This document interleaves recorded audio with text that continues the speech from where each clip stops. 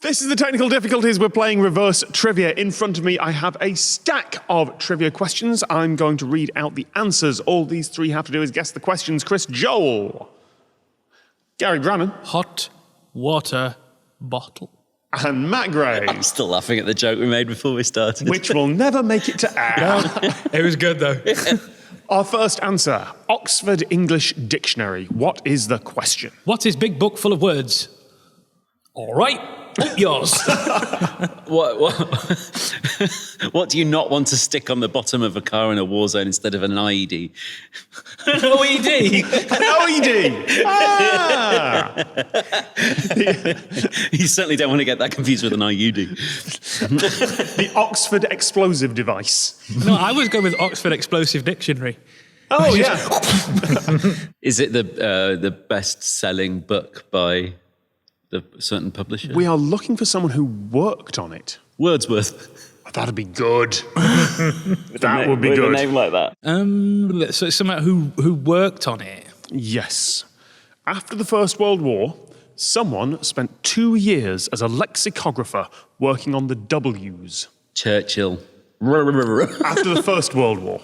Still? Tolkien. Yes. Ah. Where did you dredge that from? It fit the timeline, and he was a linguist, wasn't he? Yes, he was. Yeah. He knew English. I thought his books were written entirely in Elvish and bullshit.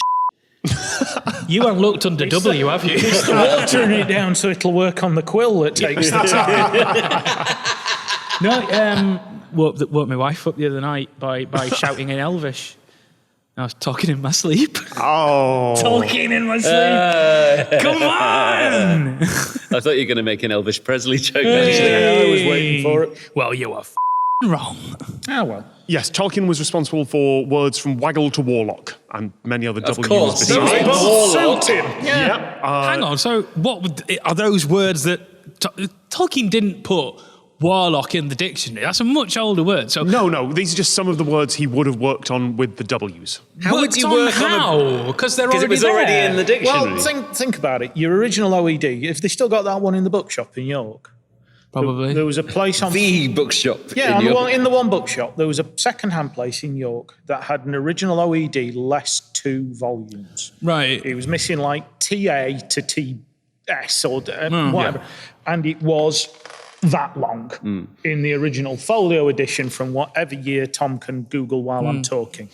That's my job. If you look at the definitions that would be in there then and then port them to 1917, they're already going to need rewriting stylistically and comprehension-wise. I just never really thought that you would redraft a dictionary. Like, once you've defined the word, this is great. It's just blokes in a room with pipes arguing over words. Well, so I have Googled the dates, and I think we were both under the impression that the OED is very old. Perhaps because it's associated with like Oxford University, something like that. Is this the first edition he's working in? It was not until June 1857 that a series of intellectuals in London, unconnected to Oxford University, expressed interest in compiling a new dictionary.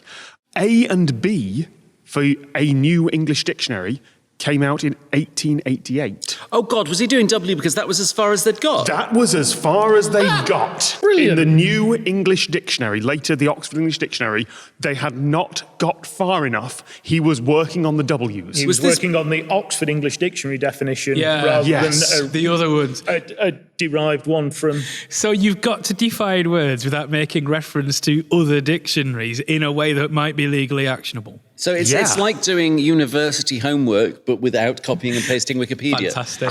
I love that. We can't quite call it that because the other dictionary does call it that. Can we find another word? No, we've not got to Y yet. And we haven't got a thesaurus yet because we started on the dictionary. That's a good point. When they were writing A and B, it must have been really difficult because they didn't have any other words from further on.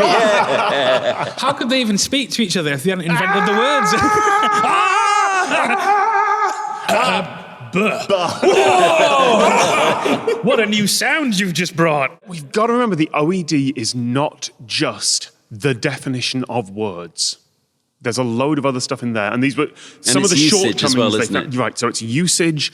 It is finding the first reference to that word in Etymology? history. Yep, etymology, synonyms, different versions. Like, there is a lot of work that goes into each one of those definitions. I think most of the time when I'm looking up a dictionary for a word, it's for the etymology. Right. Yeah. Because when you realise the thing that you've always been saying actually has meaning to it, you go, where? Yeah. When did Lord of the Rings come out? Or The Hobbit, whichever came first? Written in stages between 1937 and 1949. When he Publication. lost his job because of the war. Yeah, because he just defined it. Couldn't have one till then. Just before Warlock, which inspired Lord of the Rings. War, it's right there. It was a conflict before then. It was apparently the waggle to warlock range. I stand corrected. I was thinking it was just those words. It was waggle to warlock. Waggle to Waggle warlock. to warlock. I'm sorry, I have got the thought there that Tolkien sat there and has to define wanker. He does. He does. It's in there. And he's looking at someone going, Yes, J.R.R. Tolkien spent 2 years as a lexicographer for the Oxford English Dictionary. Our next answer, Brian Eno. What is the question? What's Brian 1 backwards? Hey! No, that would be... Good luck. Eno... Neb. Neb. Yep. Eno Neb. Eno Neb. Clock of the Long Now? No. Clock of the Long Now is a thing that Brian Eno's involved in, which is a clock that will tick exceptionally slowly. I think you might have done the sound for it. There's a version of it in the Science Museum. I thought that was Gem Finer. Stuart Brand, but Brian Eno's part of it, definitely. No, I'm thinking of the thing at Trinity Boy Wharf that's Gem Finer. That's long He's player. part of Long it. player. Just his arm. Yeah. Just doing the second hand. It's God, supposed that's to... a Doctor Who plot, isn't it? We're designing a clock for 10,000 years. Yeah, very good. And the last piece we need is you. That's a Doctor Who plot. Isn't it like it's going to tick once a year and chime once a century and move hands once a century? Building and it somewhere in a desert in the US, I think. That's it with the library and everything as well. It's a really good book, but Brian Eno's part of that. It's absolutely nothing to do with the question, but it's a good... Apollo Ascent, that tune. it's actually something far better known than that. It's probably his best known work. Is it Finger of Fudge is just enough to give your kids a treat? Don't be daft, that was Peter Gabriel. Yeah, of course, yeah. He's 80s synthesizer music, isn't he, Brian Eno? He is, yes. Although this was a little bit later than that. I can't think of any... Did he write a TV theme tune for something ridiculous that we wouldn't have thought of? Yeah. Certainly a theme tune is probably the wrong word, but certainly music that everyone here will Because have like heard. Going for Gold is Hans Zimmer. Zimmer. Airport music. Oh, he released music for airports in 1979. That's in here, yes. Yeah. And synthesizer in Roxy Music, 71 to 73, so a little earlier than that. He had some work in the 1990s. Is it the Intel jingle? Now we're getting close. Oh, Windows. Is it Windows startup and close down? It's the Windows 95 startup sound. Aye. That is a Brian Eno composition. Weirdly, that's incredibly short for Brian Eno. It's not the full version. If you hold the start button down. You've got a good 3 hours. It's Windows 95, so it's the blue screen of death, and you still keep getting that one sample going, "La, dung, dung, dung, dung, dung, dung, dung, dung, dung, dung, dung, dung, dung." I was once listening to some dance music on an old computer, and I didn't realise that it had crashed.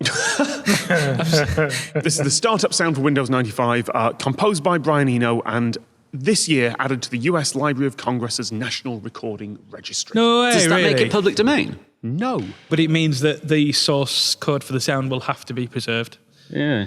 Our next answer is Ribble. What is the question? One of the houses at my school. I don't know if you want... Do you want... Because that will pretty much dox which school you went to. I don't know if you want that He information. doesn't go as often now. No. He gets in trouble if he just That's walks true. in now. Very rare, though. I sometimes pop in for the odd science lesson, but, just sit at the back in the old uniform. Nearly fits. Ribble, it's a river, isn't it? It is. Ribble yes. Valley is where the river goes, isn't it, as well? Through Ribblesdale, near the Three Peaks. We're looking for something else that it goes, well, past, technically, I guess. It's Yorkshire, I know that. Isn't Large it? bits of Lancashire. Yeah. Three Peaks, Pennygent, We're looking for a town that sits on the North Bank. Buxton. Sattle. It's Preston. Preston. Oh, is it that far north? That is the wrong side of the Pennines. Preston Yeah. and South Ribble. Yes. There is A town. In South Ribble. There is a good fact on my card here. The Ribble rises in Yorkshire and does something that no other Yorkshire river does. Leaves.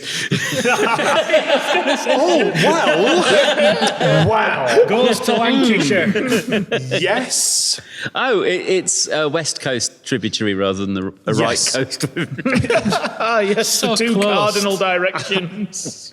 West and right. It is the only major river to rise in Yorkshire and flow westward. It also has something that very few other rivers have. A passport if it's going that way. A bit where it goes uphill. A range of clothing. You're not quite right with that, but there's something weird with the water. Well, rivers have to flow down, so does it end more northerly than it starts? Rivers usually flow down. This does flow down. There is a very brief exception to this occasionally. Is it when it goes up? A I'm being reverse very waterfall. I'm being very cautious here because if I give you one more hint, you will all get it immediately. I assume it goes via a reservoir and therefore has a pumped section or something. Oh, there's a lift. Yeah. Just a little bit. Just a little bit gets in. Goes up. That's what water wheels are for, isn't it? No. Is it canalated? Is it a canal and therefore technically can go up or something No, like that? the River Severn has this as well. Does it have a bore? It has a bore. Oh, The Ribble River has a tidal bore. His name is so Stephen. it goes backwards. Yeah, I'm not quite sure how the physics of a bore work, but yes, there is a... It's like a pig, but more hungry. but more boy, yeah, more tusky. Yes. And it tides and stuff that because it goes into an estuary and it for whatever reason because tides are just like where the water lifts, isn't it? I think is sort of the general. Yeah, give or take, yeah. It's where the moon lifts the water, so it does it to the point that it can only go back up it or something like that by the way the coastline works. So it shoves it backwards. And When that's what I was a tidal bore. There we go. When he was a tidal bore. So the other thing that the River Ribble does, as it flows into Lancashire, hopefully it delivers amazing amounts of sewage into Lancashire from Yorkshire as well. That's what it deserves. Which brings us to our next answer. Birch. What is the question? So is it the tree we're talking? No, we're looking for something that was made out of birch wood. Boat. The Queen's staff of office? You are... I thought you were saying the Queen's staff. Sorry, Rob. They've all been carved. No, a wand of office. That's what it was called, isn't it? Bows. Bows? Isn't birch a bendy wood? Silver birch is weird in that the fibres overlap like that, which makes it a bugger to cut. But I don't know really? what that does for flexibility. Yew used for long bows. That's it. I knew it was yeah. a particular Osage and orange wood are good, but because it's got to take the weight. yeah, it's and got to the- be strong and pliable. Yeah. yeah, and not go boing when you let it go. Well, you get birch plywood is the that's pretty true, looking yeah. plywood. I was saying wand of Oh, office. hang on then. Birch ply is good ply. Yeah. Mosquitoes. Second World War aircraft, wooden-built aircraft in Haviland. De Havilland, yeah. Now, between the two of you, you've hit most of it. Matt, you said boat. You named a big old plane. What's the one? It's the flying boat. Was it spruce goose? Not spruce goose. Is it spruce what's the goose? spruce goose made of? Yeah, Birch. Correct. Yes. It took all three of us. So I was going off into there is one still no, flying the- boat that they've just stopped using, and then suddenly I was like, "Whoa, spruce goose!" And you had to describe it. Could someone fill in spruce goose for me? Howard Hughes' biggest ever daftest thing that flew for about 300 feet and then got parked. Yes. They didn't really mean it, did they? Well, I think he did, but by that time he was living on his own in a hotel and completely obsessed with his own cleanliness. So his engineers perhaps put something together for him and then tried to sidle quietly out the room. Yes, the mechanics used the nickname Birch Bitch for it. It was built of wood because of wartime restrictions in aluminium or aluminum. Oh, yeah. Officially the Hughes H4 Hercules. What was it actually meant to be used for? Flying. What was meant to be... Was it like a big troop armaments transport thing because the war? Yes. I can't think of any other reason they'd let him build it at that time. An 8-engine wooden flying boat. I mean, That just sounds great, though, doesn't it? Oh, yeah. You'd love a go on it. No, I'd rather settle for something slightly smaller that flew. It did fly. It Counts. There's a de Havilland Museum, which is just near South Mims Services on the M25, because they were building that in like a barn of a big house because it then didn't look like an airfield and didn't get hit. So, and there's a load of enthusiasts there rebuilding some out of like balsa wood, and like it looks like a terrible DT project of a plane. But this is what I like about British aeronautics engineering, especially up to sort of the 60s, 70s, where we had loads of companies, because you had the British Airship Company, or British airships, were built in Beverley, which is just a fantastic place. Concorde's built in Bristol. Well, they moved short Sunderland production, so anti-submarine flying boats. They moved it to the shores of Windermere. That's brilliant. Because it gave you the space to take them off, Yeah. but the whole thing was covered by trees, so it didn't look like a target, because it's in the middle of the Piggin Fantastic. Lake District. Is it the Bristol Beverley? The one that's like there's only one of them where it was a massive... Blackburn Beverley. That's it. I said Bristol Beverley sounds like a Second World War stripper. All right, my darlings. No, the Blackburn Beverley, which was again a troop transport, that was the same idea of things like the Hercules? No, what was before that? Globemaster. The troop transport, a bit like the American one, the one that's got rocket starts on it, or had rocket starts on it. Oh, C-17. C-17. So the Blackburn Beverley's like the C-17, or the idea is of we will transport men and tanks or vehicles, but they kind of designed the tail so it's two struts that go out backwards, and that's where you sit the blokes in it. Do you remember though, right at the end of the tail bit with the windows in where you'd sit people, there was a toilet? Was there? No, they're Right long on gone. the tail. Long gone. I've been on the A400M, which is the replacement for the Herc, and that has a urinal built into the Turboprops. Well, it's just behind it. It's the tail bit of it, and there's a little window, and below the window is a urinal, so you can just look out the window and piss. Well, why not, eh? And who's going to see you at that altitude? It's not in a cubicle or Meanwhile, anything. the formation flying. The red arrows. There's just someone in the front of the jet going, oh. Sorry, the red arrows and the yellow brick. Eye contact. Just as you're pissing above the red arrows, see you've got red, blue, yellow. Yes, Howard Hughes's prototype aircraft, the Spruce Goose, was actually made of birch. Which brings us to our final answer of the show, Haiti and Liechtenstein. How would you describe me if I really didn't like something? Haiti and Liechtenstein. No, just Haiti. Okay. So it's what do those two nations have in common? Yes, absolutely. Tiny? Then certainly not They're both big. small. Are they principalities? Iodine. Eh? I think every house in Liechtenstein has a packet of iodine tablets because they're too close to some nuclear power stations. Now, that's certainly true for some bits of the UK. But I think the entirety of Liechtenstein, the entire country, I think if you live within 3 miles of... 3 Mile Island. Well, yeah.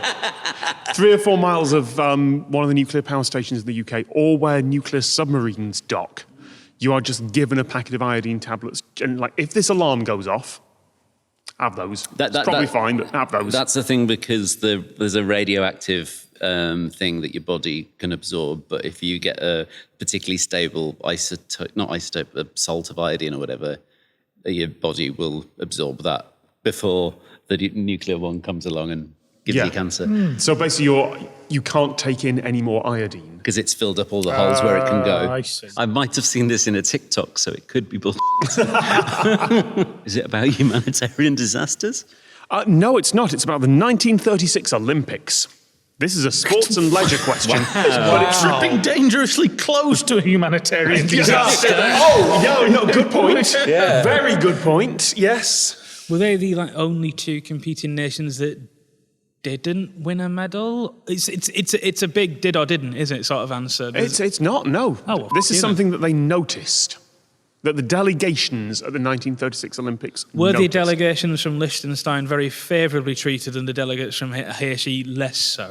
Only one athlete from Haiti actually took part in those Olympics. He was a weightlifter who was studying in Paris at the time. Oh, fair enough. He injured himself in training the day after the opening ceremony and did not compete. Oh. Same flag, never known about it. Yes! Spot on! Liechtenstein fielded 6 athletes, none of whom won medals. At least he didn't fly all the way from, at least he didn't get a boat all the way from Yes. Haiti to then injure To himself. drop a weight on his foot the day before, or drop a bottle of salad cream on his foot, or one of those other comedy injuries that's taken athletes broken toe because of... out. Fell down the stairs while rogering someone. Yes, they noticed that they had the same flag for the first time, apparently, when the delegations met at the 1936 Olympics. Is their flag Well- red, black and yellow but with a crest on it or something like that?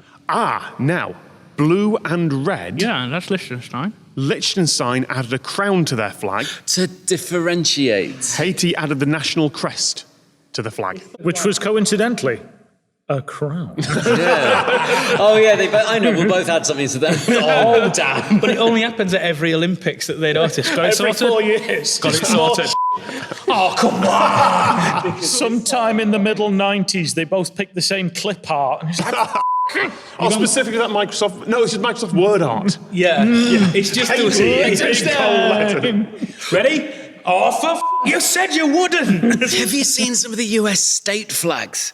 Some of them look very clip art. And the city and town ones, yeah. But it's the same thing. Up until relatively recently, lots of countries also had the same tune Oh, for yeah, their yeah. anthems. So Yes. there was quite a lot that had what we would now today call God Save the King was their anthem. gee, how did that happen? No. No, not for those no, they didn't. Not that they had God Save the King. They had a tune that was the same, and it's not like we invaded them or nothing. I'm pretty sure. Your Honour. No, I'm pretty sure. It's a traditional tune that got Pre-war, various no, bits of... pre-World War I Germany was the same tune. Oh, yeah, the US calls it My Country, 'Tis of Thee. Yes. Same tune, very different Oh, lyrics. so it is, yeah. Yeah. Yeah. So there's quite a few, which must have been really funny at the Olympics, as no one knew when to stand up and salute. So, yes, the 1936 Olympics... when 36, everybody knew when to stand up and That's salute. true. Especially when told, isn't it? Yeah. Haiti and Liechtenstein realised they had the same blue and red flag. Congratulations, Chris. It's your win today. You win a round of applause that goes on for slightly too long.